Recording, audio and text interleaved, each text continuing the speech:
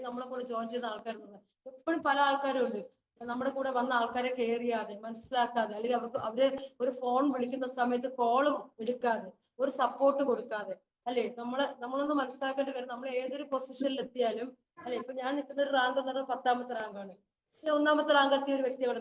നമ്മളൊരു 10,000 രൂപ വാങ്ങിയ ഒരു വ്യക്തിയായിരിക്കും. പക്ഷെ നമ്മൾ താഴെ നമ്മളെ വിശ്വസിച്ച് വന്ന ഒരു വ്യക്തി എന്ന് പറഞ്ഞാൽ അതുപോലെ നമ്മള് 10,000 രൂപ വാങ്ങിക്കൊടുക്കാൻ നമുക്ക് അതിനുള്ള എന്താണ് ഇതുണ്ട്, അല്ലേ? അതുപോലെ വാങ്ങിക്കൊടുക്കേണ്ടത് നമ്മുടെ ഉത്തരവാദിത്തമാണ്. ഒരിക്കലും നമ്മള് രക്ഷപ്പെട്ടു എനിക്ക് 5 പേരുണ്ട് എന്റെ താഴെ, അതുകൊണ്ട് വന്ന ആൾക്കാർ വേണമെങ്കിൽ അതുപോലെ വർക്ക് ചെയ്ത്, അങ്ങനെയല്ല.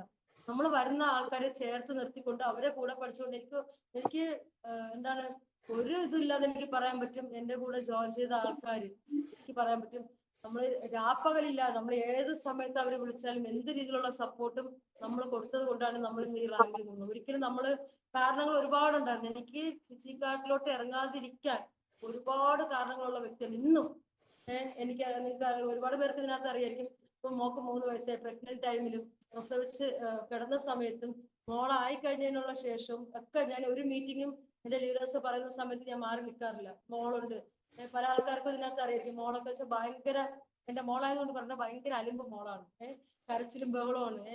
ഞാൻ ഇപ്പോഴും പ്രാർത്ഥിച്ചുകൊണ്ടിരിക്കുകയാണ്, ഒരു 8 മണി വരെ ഉറക്കം എണീക്കരുത്, അത് കഴിഞ്ഞിട്ട് ഇറങ്ങി. കാരണം ഒരു 6 മാസം ഒരു വയസ്സൊക്കെ ആയ സമയത്ത് 7am കാണാം, അറിയുന്നവർക്കറിയാം. ഞാൻ മോളെ എടുത്തിട്ടാണ് 7am ചെയ്യുന്നത്. പക്ഷെ എനിക്ക് മോളുണ്ട്, മോള് കരയുമെന്ന് പറഞ്ഞിട്ട് ഞാൻ മാറി നിൽക്കില്ല. പറഞ്ഞിട്ടുണ്ട്. ഇപ്പൊ ജിസ്റ്റു സാർ സബിത മേഡം പറയും ചെയ്യും മേഡം, പറ്റും എന്ന് പറഞ്ഞൊരു ഒറ്റ വാക്കേ ഉള്ളൂ. പിന്നെ അവിടെ നമുക്ക് തിരിച്ച് മറുപടി ഒന്നുമില്ല. അപ്പൊ ചെയ്യാതിരിക്കാൻ നമുക്ക് ഒരുപാട് കാരണങ്ങളുണ്ട്, ഇറങ്ങാതിരിക്കാൻ കാരണങ്ങളുണ്ട്. കാരണങ്ങൾ എന്ന് പറയുന്നത് മനുഷ്യന്റെ കൂടെയുള്ള സംഭവം. പക്ഷെ ആ കാരണങ്ങൾ നമ്മൾ മാറ്റി നിർത്തി നമ്മൾ എന്ന് ഇറങ്ങുന്നു. കാരണം എനിക്ക് കുട്ടിയുണ്ട് കേട്ടോ ജിഷ്ണു സാറേ, സബിത മേഡം, എനിക്ക് വീട്ടില് പ്രശ്നമാണ് കേട്ടോ, അല്ലെങ്കിൽ എനിക്ക് അതാണ് കേട്ടോ, ഇതാണ് എന്ന് ഞാൻ കാരണങ്ങൾ പറഞ്ഞിരിക്കുന്ന സമയത്ത് ജിഷ്ണു സാറിനോ സബിത മേഡത്തിനോ ഒക്കെ എന്തെങ്കിലും പ്രശ്നമുണ്ടോ? ഇല്ല. അവിടെ ആര് വളരില്ല എന്ന് വെച്ച് കഴിഞ്ഞാൽ ഞാൻ വളരില്ല.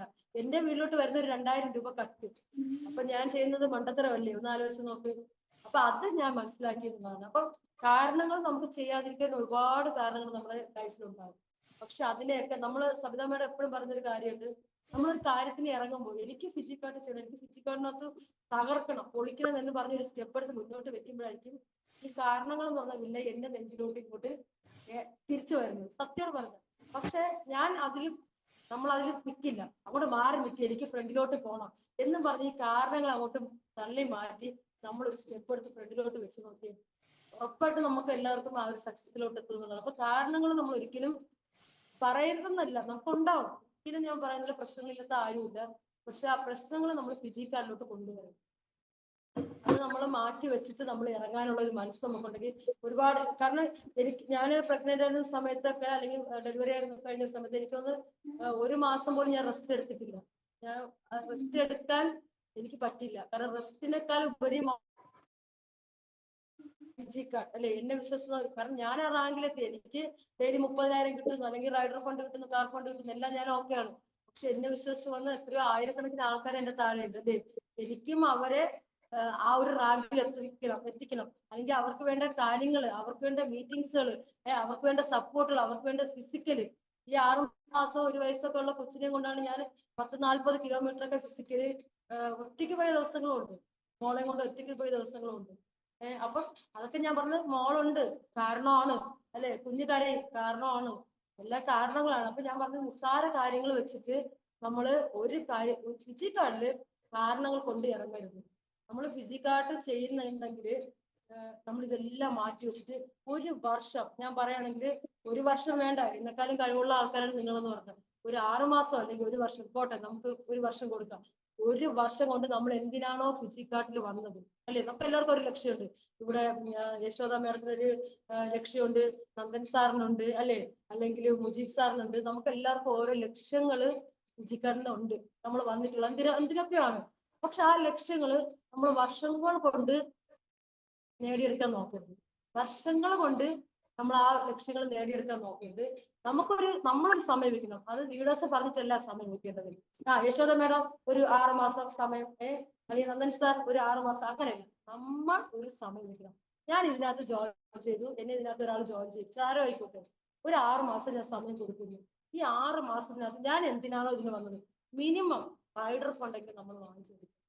ഏറ്റവും മിനിമം തുടക്കക്കാരോട് പറഞ്ഞാൽ ഒരു റൈഡർ ഫണ്ട് 50,000 രൂപ ചെറിയ എമൗണ്ട് ആയിരിക്കാം അല്ലെ, ചിലപ്പോൾ നമ്മൾ ഒരു 50,000 രൂപയില് എന്ന് വിചാരിക്കും. പക്ഷെ ആ റൈഡർ ഫണ്ട് കിട്ടുന്ന ഒരു സമയമുണ്ട് അല്ലെ. മിനിമം ഒരു പെർഫോമൻസ്, മന്ത്ലി പെർഫോമൻസ് ബോണസ് മാസം വെറുതെ ഇരുന്നുകൊണ്ട് ഒരു 10,000-10,000 രൂപ നമ്മുടെ അക്കൗണ്ടിലോട്ട് ഒന്ന് ചിന്തിച്ചു നോക്കിയേ. അല്ലെങ്കിൽ ഒരു കാർ ഫണ്ട് ഒരു 5 ലക്ഷം രൂപ. അത് വാങ്ങിയ ആളാണ് ഞാനെന്ന് പറഞ്ഞത്. ആ വാങ്ങിയതിന്റെ സുഖം അറിഞ്ഞ ഒരാളാണ് ഞാൻ.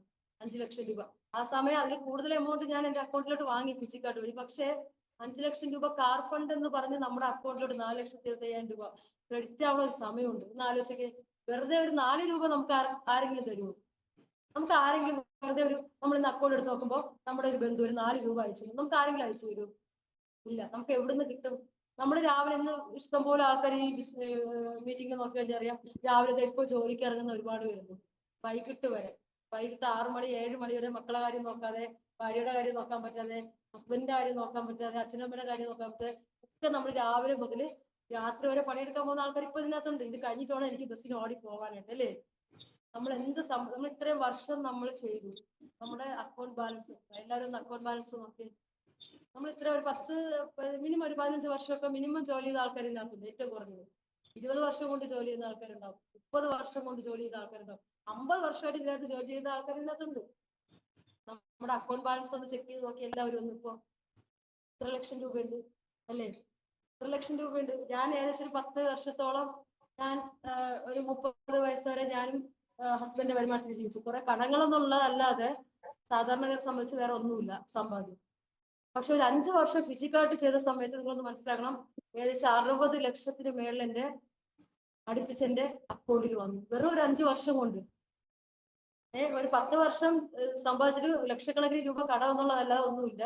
പക്ഷെ ഒരു 5 വർഷം കൊണ്ട് ഏകദേശം 60 ലക്ഷത്തിനകത്ത് എന്റെ അക്കൗണ്ടിൽ വന്നു പോയി എന്നുള്ളതാണ്.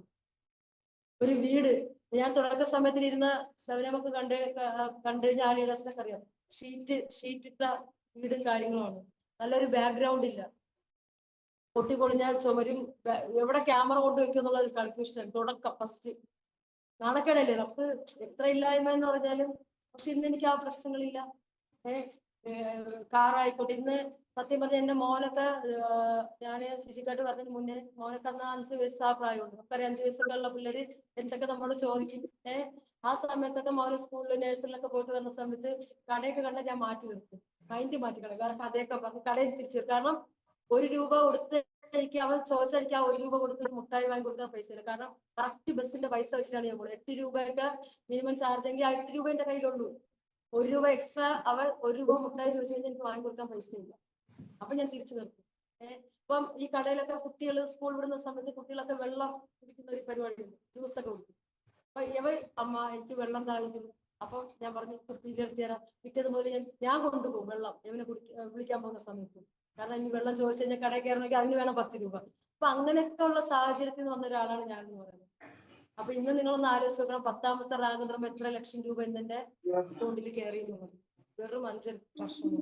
അതേ സെയിം റാങ്കിൽ ഇത്രയും നെഗറ്റീവ് പറഞ്ഞ് എനിക്കൊരു സപ്പോർട്ട് തരാൻ തുടക്കത്തിൽ കേട്ടോ. ഇപ്പൊ കേൾക്കുകയാണെങ്കിൽ തെറി പറയും. തുടക്കത്തിൽ സപ്പോർട്ട് ചെയ്ത ഹസ്ബൻഡിനെ സെയിം റാങ്കിൽ എത്തിച്ചു എന്നുള്ളതാണ്. അദ്ദേഹവും സെയിം റാങ്കിൽ എത്തിച്ചു എന്നുള്ളത്. നമ്മൾ ആരെയും നമ്മൾ കുറ്റം പറയാതെ അല്ലെ കൊണ്ടുവന്ന ആൾക്കാരെ, അല്ലെങ്കിൽ സവിതാ മേഡം അതിന്റെ ലെഫ്റ്റ് റൈറ്റ് കുറച്ച് ആൾക്കാരെ അല്ലെങ്കിൽ ഡോക്ടർ ബോബി ചെമ്മണ്ണൂർ സാർ ശരിയല്ല, അദ്ദേഹം അങ്ങനെയാണ് ഇങ്ങനെയാണ്, നമ്മൾ കൊണ്ടുവന്ന ആൾക്കാരെ കമ്പനിയൊക്കെ കുറ്റം പറഞ്ഞ് നമ്മൾ എപ്പോഴും നമ്മൾ നോക്കുന്നത് നെഗറ്റീവിലോട്ടാണ്. എന്താണ് അപ്പുറത്ത് നടക്കുന്നത്? അവര് പോയി അവിടെ ഇതാണ്, അപ്പുറത്ത് ഇതാണ് പ്രശ്നം. അപ്പുറത്തെ വീട്ടിലോട്ട് എത്തി നോക്കാതെ നമ്മുടെ വീട്ടിൽ എന്താണ് പ്രശ്നം എന്ന് ആദ്യം നോക്കും അല്ലേ. നമ്മൾ ആദ്യം ശരിയായിട്ട് നമ്മുടെ മിസ്റ്റേക്കുകൾ മാറ്റി നമ്മൾ ഇതിനകത്ത് വന്നത് അപ്പുറത്ത് എന്ത് ചെയ്യുന്നു എന്നുള്ളത് നോക്കാനല്ല, അപ്പുറത്തിരിക്കുന്നവൻ എങ്ങനെയാണെന്ന് നോക്കാനല്ല നമ്മൾ ഇവിടെ വന്നത് അല്ലെ. പല ആൾക്കാരും മേഡം അത് ചെയ്യും, അല്ല മേഡം അപ്പുറത്തെ ടീമിലെ അവരത് ചെയ്യണില്ലല്ലോ, നമ്മൾ അതിനാണോ ഇവിടെ വന്നതല്ല അല്ലേ. നമ്മുടെ വീട്ടിലെ കാര്യങ്ങൾ, നമ്മുടെ സേഫ്, നമ്മളെ വിശ്വസിച്ച് വന്നവരെ നമ്മൾ നോക്കുക. നമ്മുടെ ടീമിലോട്ട് താഴെ ആദ്യം നോക്കണം, എന്നിട്ട് വേണം നമ്മൾ അപ്പുറത്ത് നോക്കാൻ.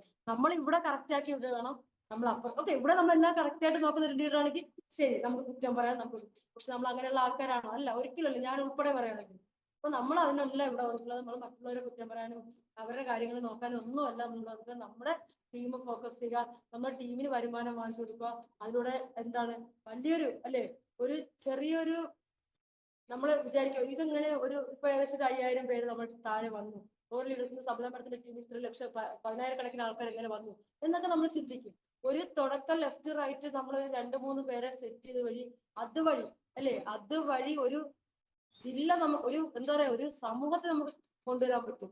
ഞാൻ തുടങ്ങിയ സമയത്ത് എന്റെ കോൺടാക്ട് എത്രയാണെന്ന് നിങ്ങൾക്ക് അറിയാമോ? ഞാൻ ഫിസിക്കൽ സമയത്ത് സബിത മാഡത്തിനോട് പറഞ്ഞൊരു കാര്യം, എന്നെ കൊണ്ട് ഈ പരിപാടി പറ്റില്ല എന്ന് പറയാനുള്ള കാരണം എന്റെ ഫോണില് 12 കോണ്ടാക്റ്റേ ഉള്ളൂ. ആദ്യം മനസ്സിലാക്കണം, 12 കോണ്ടാക്ട് ഫോണിലുള്ളൂ. ഈ 12 എന്ന് പറയുന്ന ആരൊക്കെയാണ്? എന്റെ അച്ഛൻ, എന്റെ അമ്മ, എന്റെ ചേച്ചി, എന്റെ കുഞ്ഞമ്മ, വല്യമ്മ, മാമൻ, മാമി. ഇവരാരും ഞാൻ പറഞ്ഞ കേൾക്കാത്ത ആൾക്കാർ. എന്നെ തെറി വിളിച്ചു ഓടിക്കും. കാരണം ഇവിടെ നിന്നൊക്കെ പൈസ വാങ്ങിയിട്ടുണ്ട്, കടം വാങ്ങിയിട്ടുണ്ട്, കൊടുക്കണ്ടേ? അപ്പോഴത്തേക്ക് 25,000 രൂപയുടെ കട പറയാൻ ചെന്ന് കഴിഞ്ഞാൽ വിടും അവരെന്നെ ഇല്ല. അപ്പൊ ഈ 12 കോണ്ടാക്ട് വെച്ചിട്ടാണ് ഞാൻ ഫിസിക്കായിട്ട് കയറുന്നത്. ഞാനാണ് ഇന്ന് ഏകദേശം ഡയറക്റ്റോളം 10-50ഓളം ആൾക്കാരെ ഇന്ന് മനസ്സിലാക്കണം, ഡയറക്റ്റ് ഉള്ള ആൾക്കാരെ ഞാൻ കൊണ്ടുവന്ന് ഇത്രയും വലിയ ടീം ഞാൻ സെറ്റ് ചെയ്യുന്നു. അപ്പൊ നമുക്ക് കുറവുകളാണ് ഏറ്റവും കൂടുതൽ ഉള്ളത്. ഞാൻ എപ്പോഴും പറഞ്ഞൊരു കാര്യം, നമുക്ക് കുറവുകൾ ഉള്ള ആൾക്കാരാണെങ്കിൽ നമ്മൾ ഈ ബിസിനസ് രക്ഷപ്പെടും. പക്ഷെ കൂടുതലുള്ള ആൾക്കാർ രക്ഷപ്പെടില്ല എന്നല്ല കേട്ടോ. ഞാൻ കുറവ് ഉണ്ട് എന്ന് പറഞ്ഞ് വിഷമിച്ചിരിക്കുന്ന ആൾക്കാരാണ് പറയുന്നത്. നമുക്ക് എന്താണോ കുറവ് നമുക്ക് അതിൽ അങ്ങനെയുള്ള ആൾക്കാരേക്ക് ഏറ്റവും കൂടുതൽ ഇതിനകത്ത് രക്ഷപ്പെടാൻ പോകുന്നു. മനസ്സ് വെക്കണം. വെറുതെ വിജയ് മതി എനിക്ക് ഇങ്ങനെ കുറവുള്ള ആൾക്കാർ രക്ഷപ്പെടും, അപ്പൊ എനിക്ക് കുറവുകളുണ്ട്, ഞാനിവിടെ ഇങ്ങനെ ഇരിക്കാം, ഞാൻ രക്ഷപ്പെടും. ഇല്ല, നമ്മൾ ആ കുറവുകളൊക്കെ മാറ്റി നിർത്തി നമ്മൾ മറ്റുള്ളവർ എന്ത് ചിന്തിക്കുമെന്ന് വിചാരിക്കാതെ അല്ലെ നമ്മൾ മുന്നോട്ടൊരു സ്റ്റെപ്പ് എടുത്തില്ല. നമ്മൾ സബിത മാഡം എപ്പോഴും പറയും, നീ ഇറങ്ങ്, നീ ചെയ്യ്, ചെയ്യുമ്പോ നിനക്ക് റിസൾട്ട് കിട്ടും. ഉറപ്പാണ്. എന്റെ ലീഡേഴ്സ് പറയുന്ന കാര്യങ്ങൾ ഞാന് തുടക്ക സമയത്ത് ഞാൻ പറയാറുണ്ട്. വിഷ്ണു സാറ് സബിത മേഡം ഒക്കെ ഒരു കുഴി കുഴിച്ചിട്ട് വലിയൊരു കൊക്കയാണ് ഫ്രണ്ടിൽ, വിജയ് മേഡം അടുത്ത് ചാടിക്കുമെന്ന് പറഞ്ഞാൽ ഞാൻ നോക്കൂല, ഞാൻ അടുത്ത് ചാടും, ഉറപ്പായിട്ടും ചാടും. കാരണം എനിക്കറിയാം ചാടിയാൽ അവിടെ എന്തോ ഉണ്ട്. അയ്യോ സബിത മേഡം കുഴിയല്ലേ, വിഷ്ണു സാറേ എനിക്ക് പറ്റില്ല എന്ന് പറഞ്ഞു കഴിഞ്ഞാൽ ഞാൻ മാറി നിൽക്കൂല. ഞാൻ തുടക്ക സമയത്ത് സബിത മേഡത്തിന് വിഷ്ണു സാറിനൊക്കെ അറിയാം, ഒരു കുഴി കുഴിച്ചിട്ട് ചാടാൻ പറഞ്ഞാൽ ഞാൻ ചാടും. അത് അത്രയും ഞാൻ എന്റെ ലീഡേഴ്സിനെ വിശ്വസിക്കുന്ന ഒരാളാണ്, അല്ലെങ്കിൽ അവർ പറയുന്ന കാര്യങ്ങൾ ചെയ്തിരുന്ന ഒരാളാണ്. അപ്പൊ അതുപോലെ നമ്മൾ ആവണമെന്നുള്ളതാണ്. ഇന്ന് എത്ര പേരൊക്കെ ചെയ്യുന്നുണ്ടെന്ന് എനിക്ക് അറിയില്ല. അപ്പൊ നമ്മള് ചിലപ്പോ ലീഡേഴ്സ് എന്ന് പറയുന്നത് നമ്മുടെ ബന്ധുക്കളാവാം, അല്ലെ, സുഹൃത്തുക്കളാവാം, ചേച്ചിയാവാം, അന്യത്തെ റിലേഷൻ ബിസിനസ്സിനകത്ത് വെക്കരുത്. ഒരിക്കലും നമ്മള് ബിസിനസ്സിനകത്ത് പുറമെ നമുക്ക് എല്ലാ ബന്ധങ്ങളും വെക്കാം. പക്ഷെ ബിസിനസ്സിനകത്ത് നമ്മൾ വന്നിട്ടുണ്ടെങ്കിൽ നമ്മൾ ഒരു ബന്ധവും വെക്കാതെ നമ്മൾ ലീഡർ അപ്ലൈൻ ഡൗൺലൈൻ എന്ന് പറയുന്ന ഒരു ബന്ധം വെച്ചുകൊണ്ട് മാത്രം നമ്മൾ എന്ത് ചെയ്യണം, മുന്നോട്ട് പോകുന്നതാണ്. എനിക്ക് നല്ല രീതിയിലുള്ള ഒരു ഹെൽത്തി ടീമിനെ നമുക്ക് ഉണ്ടാക്കിയെടുക്കാൻ പറ്റുന്നതാണ്. അല്ലെങ്കിൽ നീ എന്റെ ചേച്ചിയല്ലേ, അല്ലെങ്കിൽ നീ എന്റെ അനിയത്തിയല്ലേ, നീ പറഞ്ഞ എന്തിനു ഞാൻ കേൾക്കണം, അല്ലേ? അപ്പൊ അങ്ങനെയുള്ള ഈഗോ കാര്യങ്ങളൊക്കെ നല്ല മൈൻഡോട് കൂടി നമ്മളെപ്പോഴും നമ്മുടെ ലീഡേഴ്സ് പറയല്ലേ, നല്ല മൈൻഡോട് കൂടി, നല്ല വിശ്വാസത്തോടു കൂടി, ആത്മവിശ്വാസത്തോടു കൂടി ഒക്കെ നമ്മൾ ഇതിനകത്ത് മുന്നോട്ട് പോകാൻ ശ്രമിച്ചു കഴിഞ്ഞാൽ എപ്പോഴും പോസിറ്റീവായിട്ടില്ല. നമുക്ക് എന്തെങ്കിലും ചെയ്യുന്ന ആൾക്കാർക്ക് മാത്രമേ തടസ്സങ്ങൾ ഉണ്ടാവൂ. ഒന്നും ചെയ്യാതിരിക്കുന്നവർക്ക് ഒരു തടസ്സവും ഇല്ല. എന്ത് തടസ്സം? ഒരു തടസ്സവും ഇല്ല. അപ്പൊ നമ്മൾ രക്ഷപ്പെടും. ഫിജിക്കാർഡ് എന്ന് പറയുന്നത് ഞാൻ എപ്പോഴും പറയും, ഫിജിക്കാർഡ് എന്ന് പറയുന്നത് ഇത്രയും ലക്ഷക്കണക്കിന് ആൾക്കാർ ജോയിൻ ചെയ്ത ഒരു ബിസിനസ്സാണ്. അപ്പൊ ഇതിനകത്ത് ജോയിൻ ചെയ്ത എല്ലാവരും രക്ഷപ്പെട്ട് കോടീശ്വരായി കഴിഞ്ഞാൽ വേറെ ജോലി ചെയ്യാനായിട്ട് ആൾക്കാർ വേണ്ടേ? എല്ലാവരും ഫിജിക്കാർഡ് കയറി കോടീശ്വരന്മാരായി കഴിഞ്ഞാൽ അല്ലെ, പ്ലംബിങ്ങിന് ആൾ വേണം, ഇലക്ട്രീഷ്യന്മാർ വേണം, കൂലിപ്പണി ചെയ്യാൻ ആൾ വേണം, ഡോക്ടർമാർ വേണം, ഒക്കെ വേണം. അപ്പൊ ഞാൻ പറയുന്നത്